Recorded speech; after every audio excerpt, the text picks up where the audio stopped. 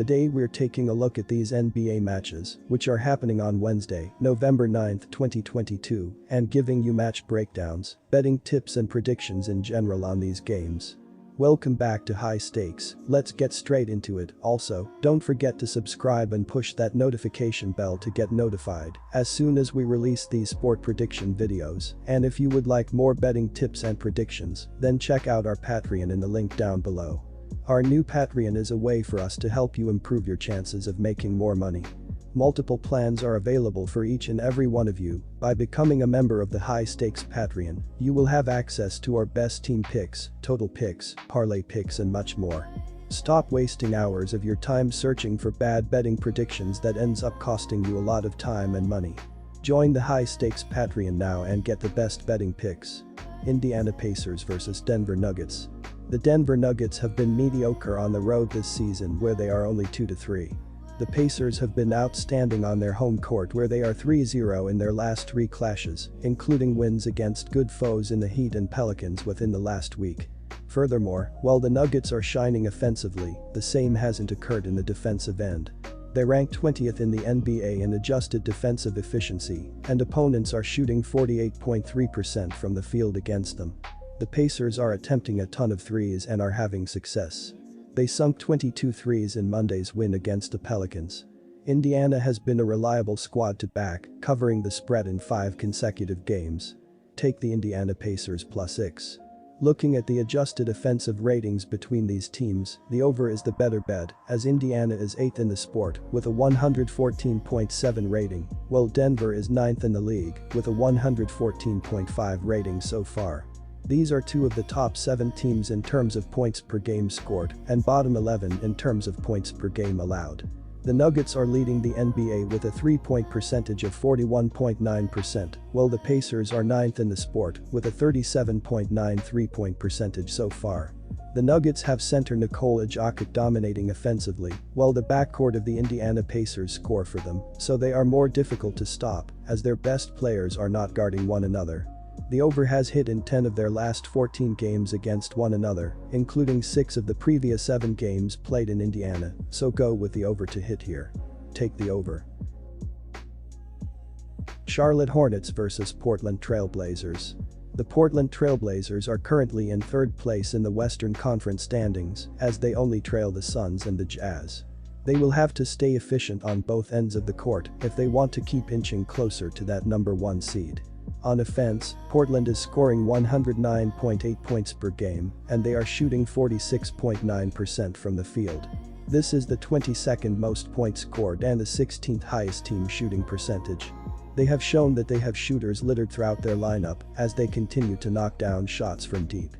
The Trailblazers are shooting 39.5% from behind the 3-point arc, as this is the 3rd highest shooting percentage from 3-point land in the NBA.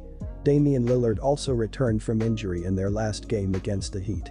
He will now play in this game as he continues to lead this team. He is averaging 29 points per game on 47.7% from the floor.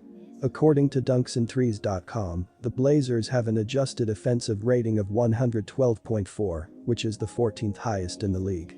Portland has also taken care of business at the foul line, as they have made 78% of their shots at the charity stripe. This is the 15th highest team free throw shooting percentage in the NBA. I love the Portland Trailblazers, -5.5 in this game, as the Hornets are still banged up and they continue to struggle on the offensive end of the floor.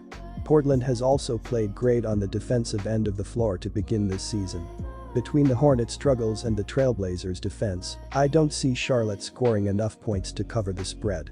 Portland is currently holding their opponents to the 8th least amount of points per game and the 10th lowest shooting percentage from the floor. They will continue to contest shots near the rim and from the outside, as they will make it difficult for the Hornets to score.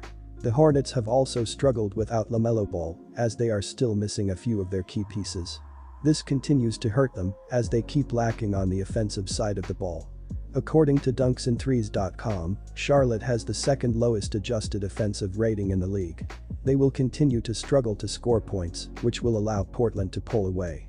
The Blazers also have the 14th highest adjusted offensive rating in the NBA, and they got Lillard back in their last game against the Heat.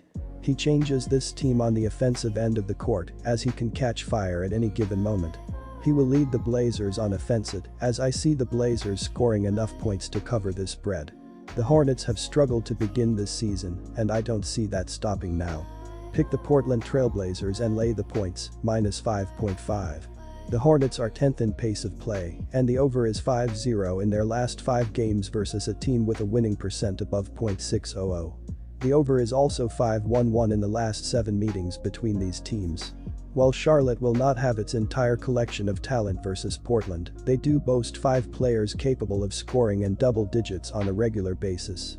Portland similarly has 5 or more who can score the ball consistently, with 3 of those players averaging over 18 points per game. It might not be the LaMelo versus Dame scoring show fans envisioned when they bought tickets to the game, but they will still be treated to a high-scoring affair with 10 or more lead changes. I'll bet the over at 220.5 total points scored.